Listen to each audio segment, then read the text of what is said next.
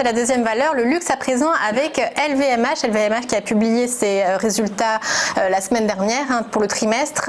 Une baisse des ventes mais maîtrisée toutefois. Est-ce que ça veut dire que ça pourrait repartir durablement à la hausse?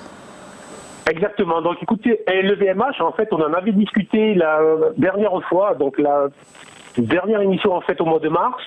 Je donnais des objectifs baissiers et je conseillais des achats sur repli. Mais grosso modo, je vais reprendre ce que je disais en fait, au mois de mars. C'est évidemment une valeur remarquable. C'est une des plus belles entreprises françaises et européennes. Alors, la valeur a donc baissé de 36%, ce qui est significatif, mais qui est nettement moins que le marché. Elle est allée chercher mes objectifs baissiers, mais depuis, elle a rebondi de 30% depuis ses points bas. Elle reste quand même loin de ses sommets.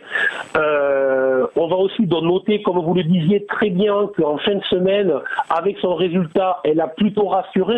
Autrement dit, son chiffre d'affaires pour le premier trimestre est en baisse de 17%, mais elle avait prévenu que la baisse serait comprise entre 10 et 20. Elle a fait 17%, donc elle est bien dans la fourchette qui est annoncée, ce qui est toujours bien pour les investisseurs.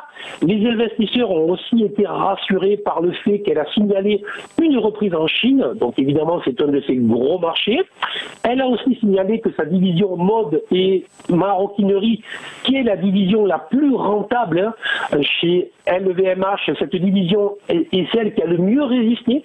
Donc autrement dit, au final, plutôt des surprises agréables, je dirais. Donc en dépit de tous les événements, en dépit que la plupart de ces boutiques soient restées fermées, cela confirme mon opinion que c'est une valeur évidemment très bien gérée, une valeur qui est plutôt résiliente.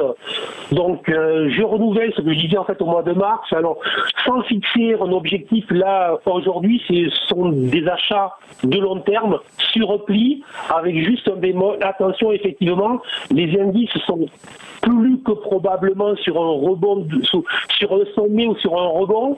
Donc c'est vraiment des achats sur repli sur les semaines à venir. Inutile de se précipiter là tout de suite. Voilà.